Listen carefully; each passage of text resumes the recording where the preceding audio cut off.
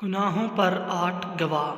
قیامت کے دن ہر انسان کے گناہوں پر 8 گواہ پیش ہوں گے۔ سب سے پہلا گواہ، جس جگہ بندے نے گناہ کیا ہوگا وہ جگہ، وہ زمین کا ٹکڑا قیامت کے دن اس کے خلاف گواہی دے گا۔ اور دوسرا گناہ، وہ دن بھی گواہی دے گا جس دن بندے نے گناہ کیا ہوگا۔ استغفر اللہ۔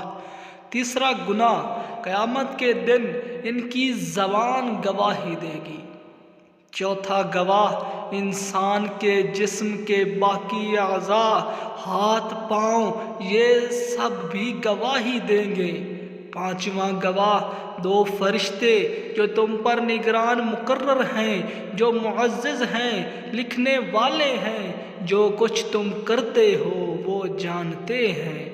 چھٹا گواہ، وہ نامہ اعمال جو فرشتے لکھ رہے ہیں، تو زبان بھی گواہی دے گی اور نامہ اعمال بھی دیکھا جائے گا۔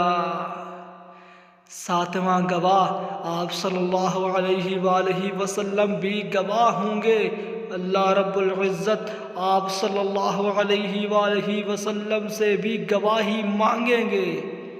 آٹھواں گواہ، اللہ رب العزت قرآن میں فرماتے ہیں، جو تم گناہ کرتے ہو ہم قیامت کے دن اس پر گواہ ہوں گے۔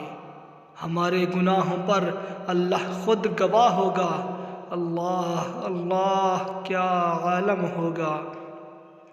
یا اللہ، ہمارے گناہوں کو بخش دے اور ہمیں نیک اعمال کرنے کی توفیق عطا فرما۔ آمین بجاہ النبی الامین صلی اللہ تعالی علیہ وآلہ وسلم۔